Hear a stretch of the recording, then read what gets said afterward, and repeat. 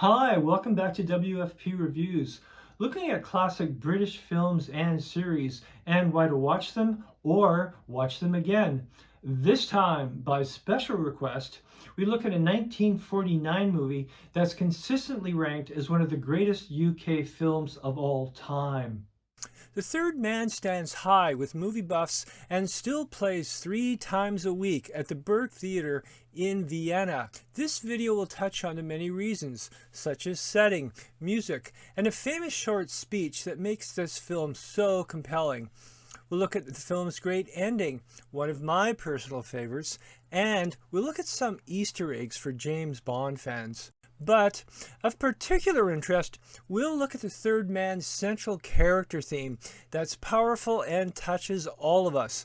It's the key reasons many keep coming back to this movie. There will be some spoilers, so do be warned.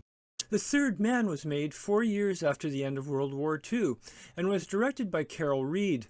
Reed also narrated the world-weary opening. It sets the story in the battered old imperial splendor of Vienna. Here, there are many deprivations, as the city and its residents are still recovering from the war. The film was produced by the Korda Brothers London Films, though David O. Selznick also took a producer credit, mainly for lending out stars Orson Welles and Joseph Cotten. The tale follows American Holly Martins. He arrives in Vienna to meet his mysterious best friend Harry Lime, but instead winds up attending his sudden funeral. Martins then goes on a quest to find out the truth behind Harry's death in a black market town now controlled by the four great powers. It's a tricky task, and as one character warns, everybody ought to be careful in a city like this. The Third Man is a mystery, a European film noir, and a story of unrequited love. Shot in stunning black and white, in some ways it's a dark counterpoint to the heroic sentiments of 1942's Casablanca. The Third Man's post-war world is a cynical place with few beautiful friendships. Of course, this tone mostly comes from the original story by Graham Greene. Greene was an Oxford grad. He was a writer and a journalist who did some intelligence work during World War II under notorious double agent Kim Philby. He was also guilty of some anti-Americanism. His story and the film The Quiet American portrays early U.S. involvement in 1950s Vietnam as naive and out of touch. That same view is clearly in The Third Man. Joseph Cotten's Holly Martins is a stand-in for American brashness in a broken Europe on the eve of the Cold War. Martins drinks too much, writes cheap westerns, and while he means well, events prove he's largely out of his depth. By contrast, English Major Calloway, played with restrained smoothness by Trevor Howard, largely knows the score and gets things done. He's a veteran officer with new illusions, and his main function in the plot is setting Martin straight. All this drama is set in a wonderful package of light and shadows with a memorable score. For the look of the movie, Reed and cinematographer Robert Krasker borrowed from German Expressionism and co-star Orson Welles' Citizen Kane.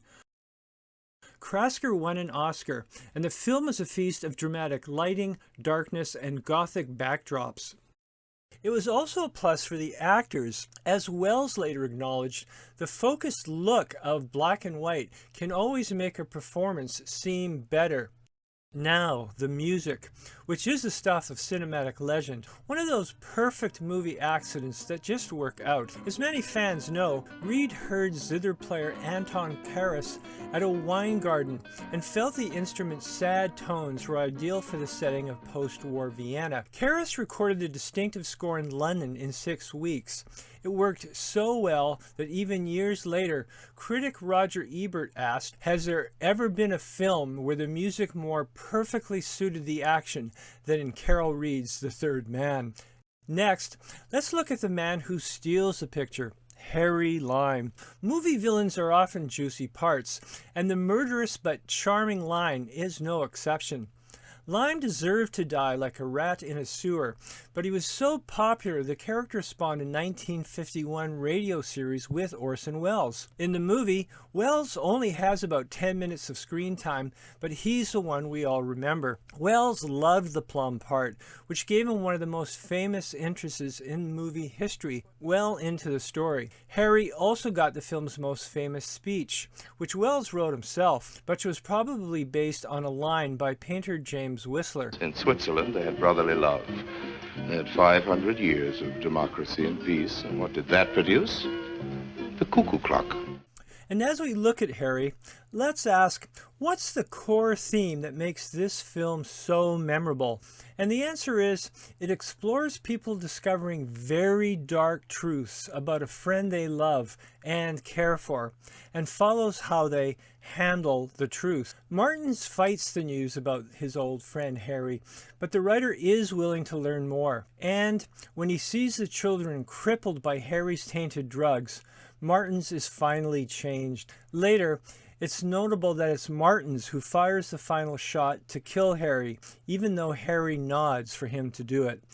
By contrast, the tragic Anna, played by European star Alida Valli, prefers to stay in denial about her former lover. Struggling to survive, she clings to memories of the man who made her laugh and got her forged papers. She won't see the man who poisoned children and informed on her to the Russians. Out of stubborn loyalty to him, she won't take the train to escape to the west. She has the curse of loving the wrong man and not being able to stop.